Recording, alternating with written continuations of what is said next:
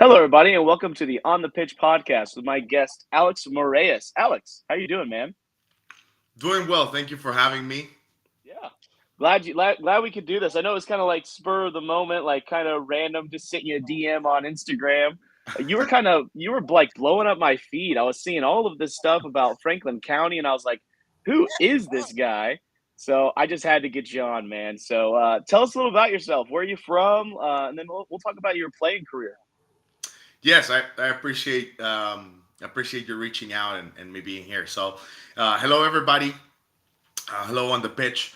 My name is Alex Moraes, and I was born in Honduras, and my grandpa is from Brazil. So, that being said, there's been a lot of football Yeah, in my life since I was little, or soccer. Apologies. we Uh, accept both here. We accept both. that's good. So yeah, I'm 32 years old today. After 14 years of having left Honduras, it was 15 years ago. I left Honduras to study abroad in the U.S. So I came here to Lindenwood University in the state of Missouri, right? And I just recently became a U.S. citizen this past February. Well, I congrats, man. thank you so Welcome, much. welcome to the club. That's awesome. So a little bit about me is I played all at all levels, so rec, competitive, youth national team for the U17 Honduras men's youth national team, and semi-professionally as well as professionally. I was offered a contract by one of the clubs that are uh, the historic clubs in Honduras and Central America, Club Deportivo y Social Vida. However, at that point, I was burned, and I told my dad, "I'm sorry, Dad. I want to stop playing, and I gotta go study abroad in the U.S. That's what I desire." The reason why I did that is because, unfortunately, in Central America, with the exception of Costa Rica, maybe Panama, but Costa Rica for sure, professional footballers, we don't get flexibility with universities to get an education. So that this is one of the main reasons why a lot of ballers they retire and they start from zero. They don't have a college degree. So I came over to study, and next thing you know, I'm today married to the love of my life, Maria Moraes, and we have our beautiful cherub. That's what my grandpa calls him. My son, Alexander Maximus, who's in the Oh, what a spectrum. cool name. I Oh, always say okay. this because I'm an advocate of him. So, but yeah, and I've been coaching for over 12, over 13 years now at different levels in youth soccer, from rec, competitive, ODP to college at East Central College. So that's a little bit about me, high level. Oh, nice. So, did you actually come over? Did you play at Lindenwood whenever you came over here to America? I did not, but Carl Hodder Oh, wanted me to. He would yeah. recruit me for those first 2 years, freshman, sophomore. There was Mhm. an international cup or something, which was a under the table way to recruit more internationals. Yeah. And I would kill it because I just came from having played in that freshman year, so I would kill it. And he Hmm. was refereeing, and he would say to me, "Dude, you gotta play, you gotta Yeah. play." And I said, "No, I'm sorry." And the reason why I didn't is because I just was so focused on what is it that I have to do to stay Hmm. in the U.S. and change my family tree.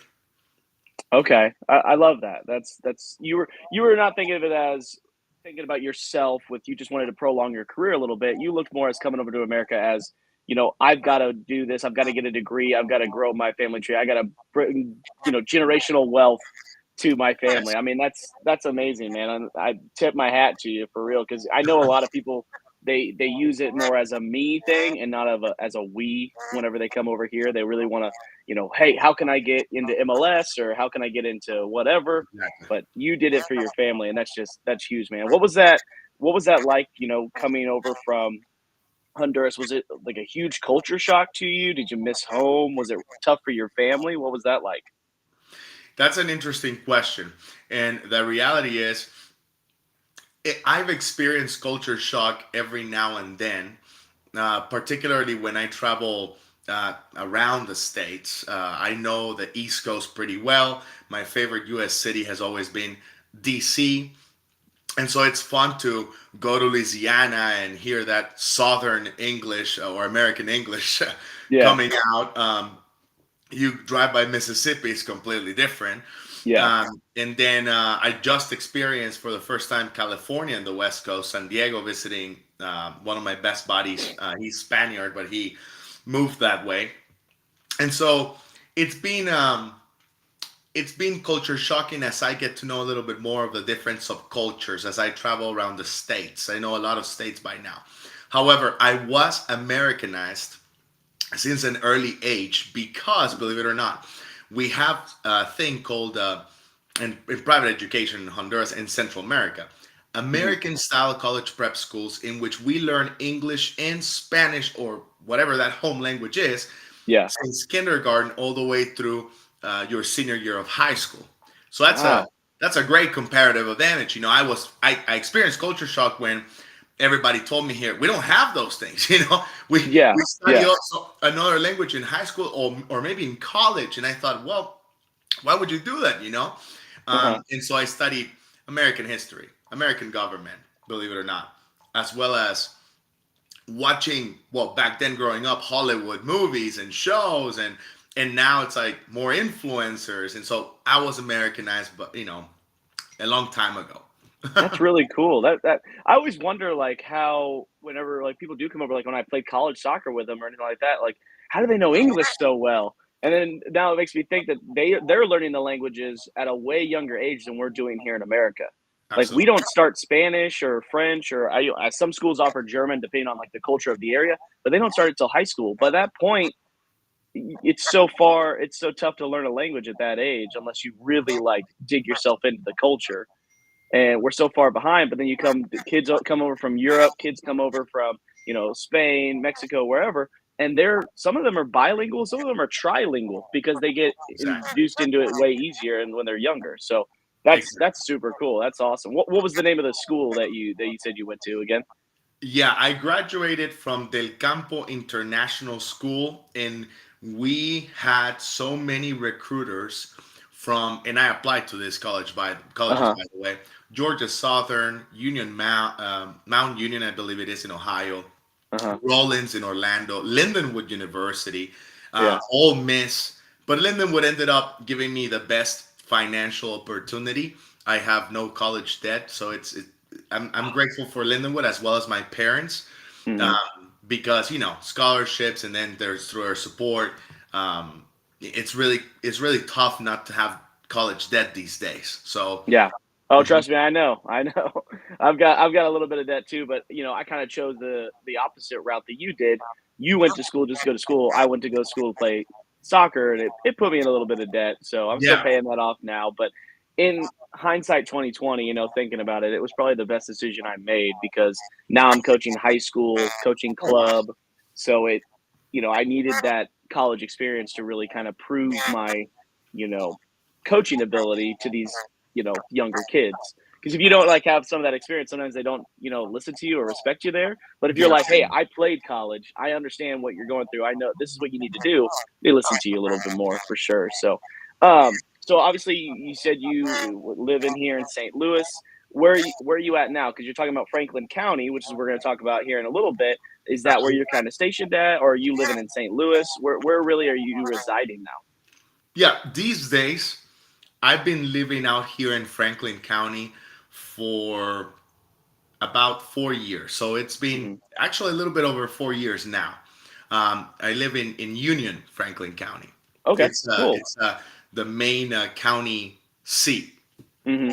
And It's so with Franklin County, that's like Union, Washington, Pacific, New Haven, Herman maybe is in that too. Is there Herman is it's outside of the Franklin County boundary, but you're okay. talking about 13 municipalities, right? And Oh, wow, okay, okay. you hit it home. So the main county seat and central piece is Union, but then obviously a popular one is Washington. And you mentioned a few ones like New Haven, which is close to Herman, but you got the top of mind ones would be Union, Washington, Pacific, St. Clair, Sullivan. Okay, yeah, yeah, I always forget about St. Clair and Sullivan. That's the only always two that I always forget. And you guys are in that. You're in what's called wine country, like German wine country. Yeah, And me and my wife, we've gone to like Herman a couple times, and we've gone up to the nice. mid during their like I know, yeah. She loves the Puchka, I think is what his name is. He's up around there, but it's some wine she really Yeah, likes. So we've had that a couple of times. But I love that whole area. And when I was the head girls coach at Fulton High School, we used to always have to play Washington in the Warrenton tournament, and they used to always kick our butts. They were way better than us. So, but you said you did some college coaching as well. Talk about a little bit of your time with like ECC, because I know Alex Severino pretty well. I played college soccer with him, and he actually did a podcast with me. I know. I Yeah, know. he did a podcast with me. It was like my second one, so I'm a good friend of his. Tell us about your time with ECC. Absolutely. And shout out to Nick. I did see your part of your episode with him with Alex. I'm sorry. And no, it was a great episode. And obviously shout out to you. Well, to him, because thanks to him now we have a connection with the new athletic director, and we just send our U13 boys to be ball boys. They love the experience. We're about ready to send our U12 girls. So it all started with him. So, That's awesome. but I was there back in 2020 under the leadership of one of my mentors and good friends, Martin Clays. Martin Clays is today's Gallagher ECNL director, if I'm not mistaken. Okay. And he he was leading the charge. They had already at East Central launched the women's team, their very first women's team ever, because it only had a men's team forever. Hmm. And so, fun fact is, I also coached my young sister. She was the only Honduran, the first Honduran ever to play there, the only an international to play there, and I had a privilege to coach her. So with Martin Clays, I was assistant coach as well as goalkeeper or goal player coach, like we call it these days. Hmm. Yeah, and it was from 2020 fall through fall 2022. So 2 years of reaching quarterfinals with that first women's team ever, and reaching semifinals with the men's side. Oh, nice. I think, this is going to sound crazy to you, but actually, Martin Clays used to be my club coach You're when kidding. I was in high school. So I'm from Moberly, Missouri, so just north of Columbia, Okay. and he used to be the Westminster coach, the Yeah, that's Westminster coach exactly in right. Fulton, Missouri, and Yeah. he coached a U17 or U18 boys team there in Columbia, Missouri, while he was off season, and he was my head coach for 1 year. And he, I think I was gonna go to Westminster at the point, but it was just too expensive, so I went junior college instead. But yeah, no, I know Martin. I know Martin pretty well. I actually would love to get him on the podcast. You I just need should. to, You I should. just need to, I just need to get like his phone number stuff. We'll talk about that later. I'm sure you're still I'll connected with connect him you pretty with well. him. Yeah, But he yeah, needs yeah, to be here. Martin was my coach for 1 year, so it's kind of weird how this all kind of loops Oh yeah, around, the soccer community. Once you start working in it, it's Hmm. so small. It Oh comes. yeah, Hmm. yeah. You would think in a country of 300 million or whatever, and even like a state of 4 million, nobody would know anybody, but everybody knows everybody when it comes to We do. soccer Yeah, for we do. sure. So yeah, so were you a part of like the girls program, or were you kind of both whenever you were Both. there? Yeah, Okay, both. so talk me through a little bit about that whenever they started their girls program, because I know that they're struggling a little bit right now, but that's Right. because they really didn't have a season last year, and now they're rebuilding. Remind me who that coach is now. Yeah. Well, today the women's coach. So for the audience, for clarification here, Hmm. um, Bridger interviewed Alex Severino, who is the men's coach. But Hmm. today's women's coach is Chris Landman. Hmm. He's a fantastic advocate of youth soccer here in Franklin County. He's coached rec teams, independent teams, and even club teams. And now, ever since he retired from being a teacher and coach at Washington High School, he started the new role as women's head coach. and I can connect you with him as well. He's a wonderful Perfect. person to talk to. Would love to get him. Would love to get him on as well. I just haven't had time with my fall season and all that. But Yeah. I know they're trying to rebuild the team. But talk me through a little bit of those early days. We'll kind of finish up here with ECC, and then we'll really go into Franklin County. But tell me about those early days when they had kind of started the girls program. What was that like? Was it tough? Was it just a learning experience for you? Kind of talk me through that a little bit. It was a fascinating learning experience. It came with a lot of challenges Hmm. because the college had never had a women's program. So believe it or not, we had a few challenges on the recruiting side. So I think some of the keys to have to when coaching college soccer is it's recruiting. And so Martin did a fantastic job. We all joined forces. I got him connected with some international scouts that I know in South America and Central America. We got Andrea, and we got some additional interest down the line. And then Martin did a fantastic job attending the college cases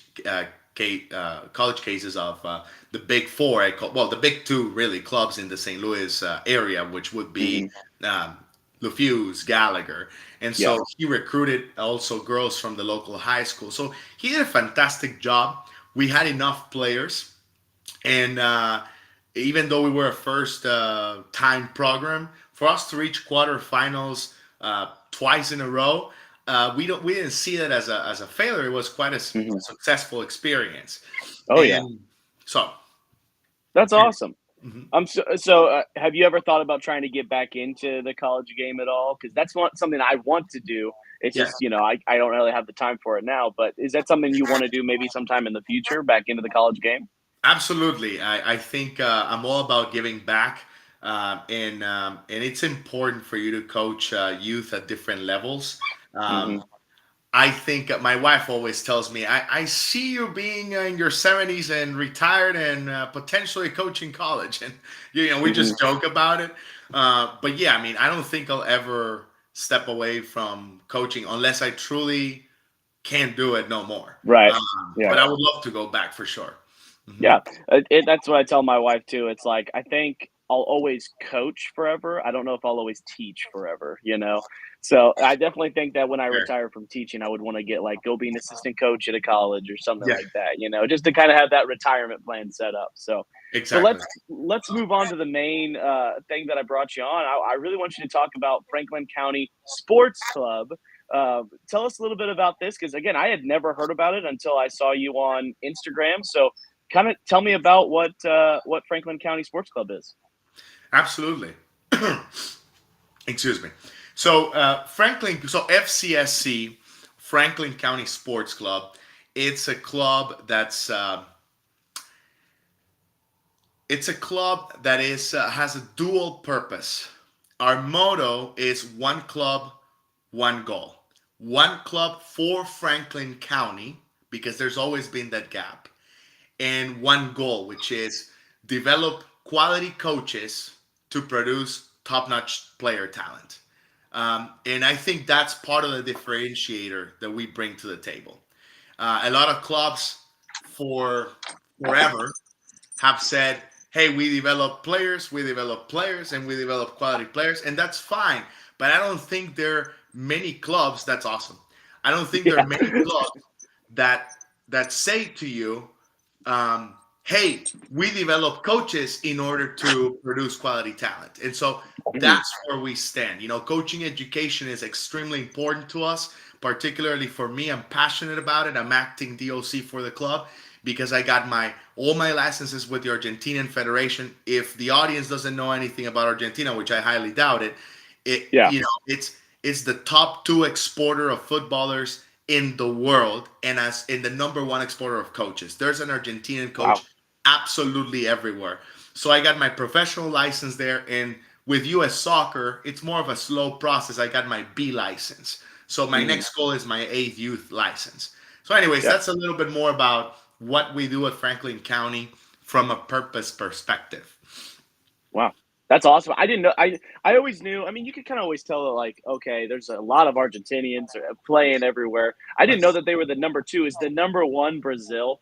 So it depends, right? So in the player market, teaching point here. So believe it or not, for the audience watching, so soccer is it's there. It has a lot of economic components, and one of them is the exportation of players. So the number one country exporting the most talent, especially particular to Europe, is Brazil. Following Brazil is Argentina, and then arguably you have Uruguay, the first World Cup champion in history. Hmm. But then when it comes to coaches, Argentina has a coach almost everywhere, if not everywhere around the world at every single level. Wow. Talk to us a little bit about why that is. Is there something that they're doing that a lot of other people aren't? Is it just maybe they have a lot more because there's a lot more people wanting to be coaches? Like, kind of explain that a little bit if you can. Absolutely. Well, I think after having studied they call it el curso de director técnico, or it's the actual diploma or certificate to be a football manager. That's the name of the course. It starts you out with a C license, and then it brings you up to speed B, A, and professional. So now I obtain all my licenses. I could coach professionally. It's a matter of finding a job. Hmm. Um, but what I noticed was firsthand, not only were there Argentinian players and quality coaches in Honduras as I was growing up. I was like, what are these folks doing here? But as I grew up, I started to understand. And those, Costa Rican and Panamanian and Guatemalan and in all those leagues in Central America, in that context of me being raised and growing in Central America, there was always Argentinian coaches and players. And then I expanded my knowledge of soccer. I experienced it by studying with them. It was like a college experience, my friend. I had to Hmm. do all those licenses in Spanish, which even though it's my mother language, it was already a little bit of a challenge because I'm used to studying coaching English using the English language. Yeah. So I had to film my sessions, film my games, translate them, film my game talks, halftime talks, pre-game talks, etc. It was Mondays through Wednesdays, 3 days out of the week, 6 to 9 p.m., continuous for 3 years for you to get all those licenses. And then Wow. you start to understand, with facts and everything, that you have, you know, coaches everywhere. Tata Martino came here to be a champion with Atlanta United. Hmm. Matias Almeida, he just beat Barcelona 4-1 if I'm not mistaken, or 4-2 if I'm not mistaken in La Liga. He coached San Jose Earthquakes. Mauricio Wow. Pochettino, coached Premier League and now in France, PSG, and now is coaching U.S. men's soccer, right? So whether he's successful or not, there's an Argentinian on the map, right? So Hmm. so it's they take soccer seriously, and it is the key to unlock possibilities, particularly Yeah. financial ones. But the main driver is their passion. They're passionate Hmm. about it, treated with seriousness. I think that's a huge competitive advantage. Wow. Yeah, I mean, you could definitely see that, the coaching courses here in America, they seem to be a little bit more relaxed. It's more about fun. It's more about just development and letting them become lifelong, enjoyers of the game. Whereas I think Europe and South America, especially, it's not just a fun game. This is life. Like it's way more important. It a lot of like kind of like how you said that the financial ways of maybe getting out of poverty like soccer is their way. It's kind of like how like basketball is and football is kind of seen here in America. Like this Yes, is your way to get out of the streets, get out of that's the it. ghetto, build generational wealth. They see that as soccer, whereas Yes. we see it as like basketball, baseball, and uh, and football here. So, but that's awesome. That's so cool that you've got a chance to do all that. And I didn't know how qualified you were, man. I mean, it's huge. You have your pro license. I mean, that's amazing. So hopefully something will happen for you there in the future. You never know. You know what? Even if it doesn't happen, what the biggest takeaway from having studied with the Argentinian Federation and again teaching point, these guys have this is one of the most prestigious licenses, the CONMEBOL, the Argentinian one. I mean, these guys have won the World Cup 3 times. Hmm. So it's a big deal, right? Obviously, the most prestigious licenses would be UEFA licenses in Europe. which would be my long-term goal next. But I've learned in Argentina that, and every instructor would say the same thing. Have you? They would ask the question: Have you seen um, that famous players who were competent playing? They're now in a position of professional coaches right off the bat, and they fail for the most part. They would argue, we wish FIFA would make a rule for everybody to start grassroots level. Yeah. And then they would even tell you something that Pep Guardiola says: the best coaches ought to coach in the youth system, and that's Yeah. something that even Luis Enrique says as well. And that's something that after 3 years of listening to it, it really imprints in you. And so even Hmm. if I don't get whatever opportunity, I know that I'm doing good by trying to develop these young lads, especially in Franklin County, where we've had a huge gap in terms of competitive soccer. Yeah. So just to think real quick, last little point on this. Um, Zidane, he coached the youth teams at Real Madrid, and then he wound up getting the first team. Pep Guardiola was like Barcelona B or something, or the under 20s before he ever got the Barcelona B That's or correct. Barcelona job. So they kind of went through that same thing. So that's just a quick point that I was like, oh yeah, they used to coach at the youth teams before they ever got the big jobs. So, Absolutely. um, so you obviously you're living in that area, like you said, you're living in Union. Is that really where you guys want to get most of your players, and you want to develop these local players, or are you free to kind of pick kids from all over the St. Louis area? Yeah, that's a great question. Well, not sure if all over the St. Louis area because of the distance. I mean, side note, whenever I was working in corporate America and we moved out here with my wife and son, it was a 1 hour drive or 1 hour and 15-minute drive. So we know our target audience is Franklin County and surrounding areas. So not only the 13 municipalities within the county, but also Marthasville, Herman, Hmm. Bourbon, Missouri, and we've already coached some players who come from those areas. This year alone, that was our inaugural year, through Hmm. camps, group training, etc. Yeah.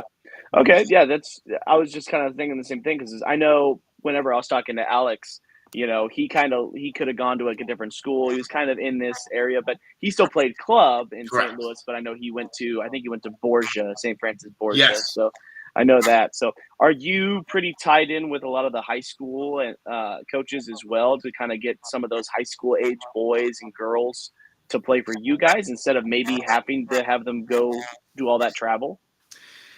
Not fully. Not fully. That has been one of our challenges that I don't think Franklin County coaches understand and value yet. Okay? So we're in charge and we're responsible for our narrative, for our approach. And we know that one of our long term goals is to educate everybody. Um, there has never been a club. So the pathway in Franklin County has always looked like this. You start the kiddos early in recreational associations. I have nothing against recreational associations. I think they have a fundamental role to play in the soccer ecosystem. However, however, it is introductory. It is for kiddos who don't want to take their game to the next level. It's for kiddos who want to play with friends, right? Um, I just sent you something real quick. yes, sorry Yeah, about that. they're I good. appreciate it. So, anyways, there's always been for decades recreational associations. So the Hmm. question is, how come there's never been a club? Yeah. And so the pathway that we just realized with our leadership is, as soon as those kids are facing off recreational associations, not all of them, because obviously the household income in here, it's low compared to the greater St. Louis metro area, right? Hmm. It's approximately $72,000 a year. It's fairly low. So not everybody can afford to make the drive and to bring their kiddos to other historic sort of clubs, right? And those who do, they get in debt, or they have the money, but then you have a lot of unforeseen expenses: food, gas, tear and wear in your lease or finance vehicle, whatever that is. So, Mm-hmm. anyways, what happens to a lot of the kids after recreational soccer is they go to independent teams, and these teams also have a role to play. However, independent teams have a couple of different challenges. Number one, the coach leading the independent team is 1000% liable if something were to happen with those kids and families. I'm talking about injuries, sexual Mm-hmm. harassment, etc. And number two, independent teams solve the problem for whoever's playing in that team at that age group, but it doesn't provide a holistic player pathway, right? And most of those coaches in independent teams, um, they don't study the game, right? So maybe they Yeah. play, but just because you were a fantastic player doesn't mean you'll be a great coach. The Mm-hmm. role of a coach is unique, it's complex, and it's not for everybody. You have to develop yourself as a coach. Yeah. No, I 1000%. I know so many guys who maybe they played in high school and then they never really, they always kind of assumed that they knew exactly what they needed to teach whenever they went and coached, and they went and they coached their kids, or they went and coached, their daughter or whatever, and all of a sudden, like, those kids just build up the bad habits that they never got rid of or something like that. So it's huge that you're talking more about. I mean, you're talking obviously about developing those players, but you're also talking about developing coaches. And so, what's one of the things, if you're talking about developing a coach? I mean, kind of take like one of your most important things that you're trying to tell a coach that they need to do better. What's like one of the big things that you would tell someone who's wanting to get into coaching that they need to improve on, or that they need to do to make sure that they're better for their players? What's like the one thing? There are multiple things, right? There's no one thing, Yep. because the coach is, well, here's the fact. I've coached for over 13 years, right? And so others have coached for over 30 years, etc. That's fine. Subjective.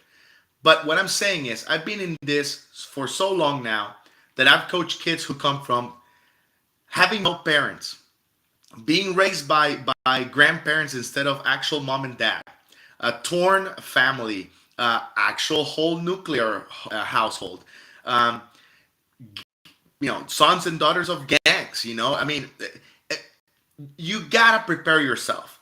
I go Mm-hmm. back to the U.S. Soccer Federation 6 traits of a coach or characteristics of a coach, right?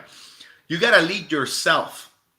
You have to understand that no matter how long you do this and how many courses you study, you'll never know it all. So you gotta always improve yourself. That's leading yourself as a leader, leading the individuals in the team, because they're not robots. They're not always going to play your counter-attacking style, possession style, Yep. verticality style. They're humans too, and depending on their physical maturation phase, you know they'll have hormonal changes, social implications, psychosocial implications. So you lead yourself, you lead the individual team, you lead the team as a whole, as a unit, because this is a sports, a team sports. This is Mm-hmm. a team sport. This is not golf or tennis. And then you have to create and manage the performance environment, training, leading training sessions, and coaching games. So I think the starting point is your willingness. Why are you doing this? That's one of the Mm-hmm. first questions we ask anybody who wants to join us. Why are you join? Why are you want to join the club? And so, of Yeah. course, we know why we do it. It's the players. Without the players, we don't have reps. We don't have coaches. So if you're there for the wrong reasons, you've started with the wrong foot. Yeah. Yeah, if you're not there for the actual kids, if you're there just to use it as a way to jump board yourself to somewhere else, you're not going to give those kids exactly what they need. You're just trying to think of, I need to win, I need to move on to a better club, and then those kids aren't going to get the relationships that they could have had if you would have taken it more serious. And they're probably not going to learn how to play good soccer. They're just going to learn how to play whatever it takes to win. And they actually, by the time they get to high school, they never develop some skills that they could have. Everyone Exactly. knows that everyone knows that at the youth ages, kicking it long over the top, if you have a fast kid, is going to win you games. Everyone knows that.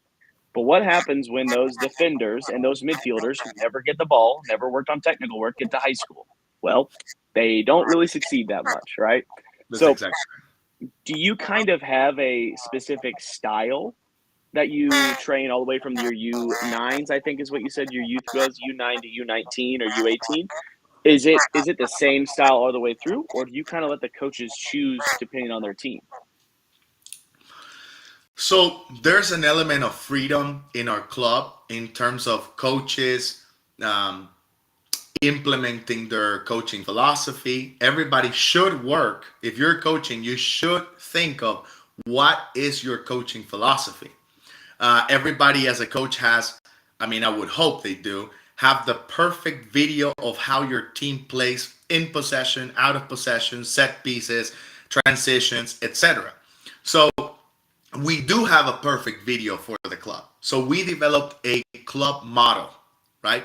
And I don't call this a game model because the game is the same here and in China, right? Yeah. Everybody's saying game model is just someone trying to be flashy. It's the Mhm. same game. The principles of soccer are universal, no matter your system of play. And I would call systems of play or formations nothing more than phone numbers, to be honest with you, you know? Mhm. So the most important premise is what are your player characteristics? That's the starting point. So when we created the club, Bridger, we figured out, we went to the Franklin County Historical Society. We went to Missouri Dot, I think it's called, to get some numbers on population. We went to the facts. Who established this place? Oh, German settlers. We trace the German settlers back to Mainz. If you know anything about football, Mainz gave us Jurgen Klopp, Thomas Tuchel, okay? And that's a historic club that has come out and given some great talent. Mhm. So there's some similarities between the German culture, particularly in that Mainz region and Franklin County. Our people may not have all the money in the world, but they're super hard workers. They do things for the family, and they want their kids to thrive in life. All right. So why is this important? Because when you're developing a club model, you're giving yourself an identity. Okay. You're no longer copy paste. I'm going to go to YouTube for 15 minutes before my training session because I didn't prepare anything. Mhm. Or I'm going to go to Google. I'm going to pay whatever it is. No, now you're not copy paste. You have an identity and you have pillars. So we played um, arguably a German style soccer. Okay, relentless high pressing, strong counter pressing, verticality over width, possession to play forward, creating new waves of attack. That's our style as a club. Now, if you look at our coaches and the systems of play we expose the kids, it's not the same. I can Mhm. tell your head coach Olivia uses in 7v7 1-2-3-1, but Coach Diego uses 1-3-1-2. Now, Yeah. the principles of play, building up from the back, are the same. Yeah. So anyways, I'm getting, I don't want to get too granular as anybody, but that's a little bit of what we do. We have a model, we have an identity, we respect it, we push it, but we give the coaches some sort of freedom because they obviously see the game differently. That's the beauty about soccer. You cannot Yeah. play this game one way. So whenever I hear a coach say, this is the right way, I'm like, holy cow, red flag. Mhm. There's no Yeah. one right way. There's multiple ways to play the game. Absolutely. Absolutely. So, kind of talk us through, you wanted to start a club. What was the first thing you needed to do? Because there might be some other communities around here that want to do the same thing. They want to develop local talent, but they just don't know how to start a club team. How Absolutely. did you do that? What was Yeah, like the first couple of steps? Take us through that process. absolutely. Yes. Well, and I'm a consultant too. So if anybody cares, just go ahead and reach out to me. My number We is will we'll throw all of that. okay. Like I'll have a little slide for that, and it'll all be in the Perfect. description so No they can worries. contact you. Perfect. Yeah, you can contact me anytime. I'm a soccer consultant too. But pretty much it all started with my wife. Okay. So I'm saying this because if you're married, you and your partner gotta be on the same page. And so in my case, I thought I already touched the skies, from a youth soccer perspective. I thought, oh my gosh, I just got my A license with Argentina. I'm studying my professional one. I just got my B license with US Soccer. Oh, I'm great. I'm coaching the third best team of Gallagher, EC and LRL, and I'm going to potentially go higher.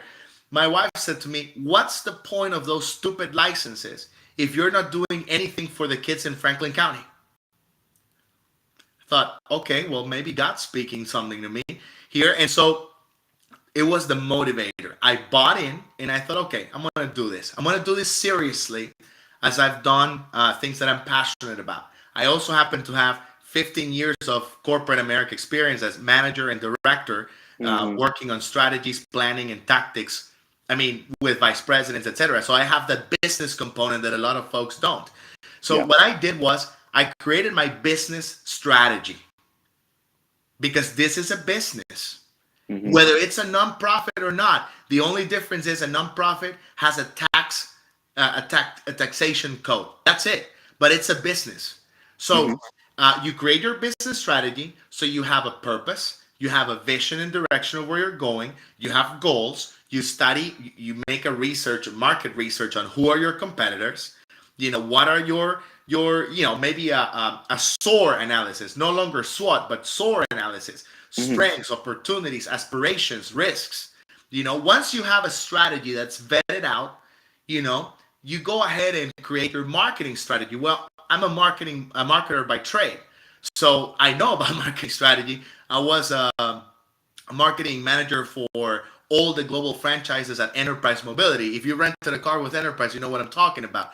They're in 100 countries. So that was my job, doing strategies for that brand to be recognized around the world. So what you do is a marketing strategy that supports the business strategy.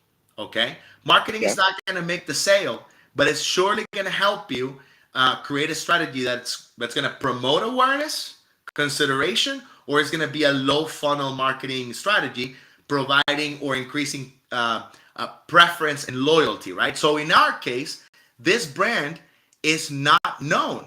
So we knew our marketing strategy had to be top funnel: awareness, familiarity, consideration. All right, so now you have your strategies. What do you do next? You got to go and recruit for board members because you got to decide, are you doing this as a sole proprietorship, LLC, or nonprofit? We decided to go the nonprofit route, right? Why did we go the nonprofit route? Because we knew we wanted to offer more value. We wanted to offer tax exemptions to donors, fundraise money, have sponsorship revenue, and build strategic partnerships. And so that's what we did. So then I recruited board members. You just passed one of our leaders, but Scott Albertson was my boss when I was marketing director. There he is. When I was marketing director at his company, Gershman Mortgage. So he's senior vice president of Gershman Mortgage. He's senior vice president of sales. He's a strategic thinker. So you got to have someone who's same level as you, or someone who's you aspire to be on the same page with you. Jason is retired military and Washington Police Department gentleman. So we all have in common soccer. We coach, we played, but also we're strong Christian men. So our values align, and that helps us build this nucleus, right? And so when I recruited for this, folks, Scott, short story, said, okay, so you're recruiting for a board member so we can start a club. Do you have a strategy? That was the first question. Do you have a strategy? Do you know where you're going? All right, present the strategy. And we had a strategy. I had done the good steps. So then anyways, once we got a hold of the board of directors, then we had a meeting and we said, okay, we got to constitute this, established it. We hired a third party to do the 501c3 paperwork. It's complicated. It's not easy. It's easier for you to get as a religious entity or educational entity. But we successfully got the 501c3 status. And as soon as that happened, we said, okay, when do we want to kick off our marketing strategy? Okay, let's do it at the beginning of February of 2025. So what are the results? The results are astonishing. We didn't have recreational players, Bridger. We didn't have an association. We didn't have a player pool. We had 140 players try out for our club that hadn't existed at all. It was just being launched this year. Today we have 6 competitive teams: U8 boys and girls, U10 boys and girls, U12 girls, U13 boys. And we're all Wow. competing in Sliza. They're all having a great experience. And you can see right now the kind of partners and sponsors we've built since February 2025. Yeah. You guys have really kind of really got a lot out of here, man. That's awesome. Yeah, so you can see we're MISA club member. We have Puma, and Sports is our indoor field partner. Soccer Yeah. Master, what was purchased by soccer.com. Playmetrics is our system that we use to operate our club, but also it offers um, uh, training session builder, which I feel like a lot of other systems miss. And then you Hmm. have VO Technologies. So we record our oldest teams, games, and training sessions. And we use the cameras to train, to film some training sessions of the little ones for coaching education purposes. And Yeah. that's our photography partner. And we compete in slices. So, anyways, it's a Wow. lot. It's a mouthful, but Yeah. yeah. That's huge. I mean, like, I think that's one of the big things too, because I mean, bringing all of that back together, you can't start a club without money. You can't just do like a 100% free. And this is why I hate a lot of times when people talk about like they argue pay to play and all of that stuff. Because it's such an easy argument that they always throw out there whenever they talk about why USA maybe doesn't win a World Cup or something. Is they always say, "Oh, it's pay to play," and it's like, Yeah. well, where's the money going to come from? Because someone's going to have to pay, and no one's throwing millions of dollars at a youth team. You've got to raise money. You got to spend a little bit. So what you guys are doing is just phenomenal with how well it's already looking. And you said you guys have only been around for a year now. You guys officially started this fall, right? Yeah, well, Or I mean, I started the prep work ahead of mhm, time towards the end of May of 2024, but I mhm, started recruiting for the board members in June 2024, so last summer, and mhm. we launched everything right until this year in February. It was very strategic. Yeah. Now, the first board meeting happened last August, and we became a 501c3 in the month of October that first week. So technically, our anniversary is the first week of October. So it has officially been a little bit over 1 year now today. Wow, congratulations with everything you've done already, man. This Thanks, man. I'm super excited about that area because, I don't have any ties with it. I'm not from that area, but I always thought that area was so beautiful. And with the schools that were there, I just kind of always wondered how have they, not had a club team or not had anything, there. It's really wild. So before we end this, we're almost to 50 minutes here. We've gone a little over 45 minutes now. Couple of things. Obviously, I'm going to have you plug your information. I kind of put some of your contact stuff with the Yeah. website there. But what is one thing that you would really like to just put out there? Whether it's like your YouTube, your next tryout, teams. What's something that you want to kind of put out there for other people to see? I appreciate it. So we are hosting high school boys tryouts for those players born in 2011 and 2010. You can go and register at franklincountysc.org/tryouts. That's the webpage right there. Thanks, Bridger. You Yep. just register now, create an account with Playmetrics. Tryouts are completely free because believe it or not, some clubs are starting to charge these days around Wow. the country. 25 bucks, 10 bucks, etc. Things are changing, right? So, Hmm. so yeah, if you have a player born in 2011, 2010, even 2012, go ahead and register for these high school tryouts. We are always trying to grow, to build a new teams, and if we do not get a team, it's fine. We've already started. It'll take time. We don't want to fly. Hmm. But we're only offering that mixed group between U16, U15 to play in Slice in the spring season. This is a huge opportunity because typically the high schoolers, for the most part in Franklin County, they only play their high school season and they're off. And let me tell Hmm. you, we need to change this. One of our core visions and pillars is elevate the game and grow the game in the Franklin County area and surrounding areas. And this means hopefully one day we'll produce talent for high school coaches for the local colleges, CMU, East Central, and we'll put up a better match, in terms of high schools against those from St. Charles and St. Louis. We need to Yeah. start here. And so going back to one of your questions about, hey, are you tied with the high school coaches? Not yet, but we have come a long way with a few of them. So shout out to some of them: Pacific High School, Union High School, Washington High School, who's going to have some of our boys be player walkouts on Saturday, October 18th. And obviously East Central as a college, we already sent some kiddos to be ball boys for their Hmm. men's team. Now we're gonna send our U12 girls for the women's team. Wow. Well, hey man, I've got that link up there for you. Got showing everybody it's going to be on November 3rd or November 17th at Union Middle School. Correct. So It's on there a you go. turf field. It's either Monday, November 3rd or Monday, November 17th. Whatever works best for you. Same time, 7:45 to 8:45 p.m. Make sure you arrive a little bit earlier for us to check in your Hmm. player. And everything's digital. We check in using technology, our phone. We take a picture, we check the player in, and we evaluate through our phone. So we're trying to use technology as much as possible. Wow.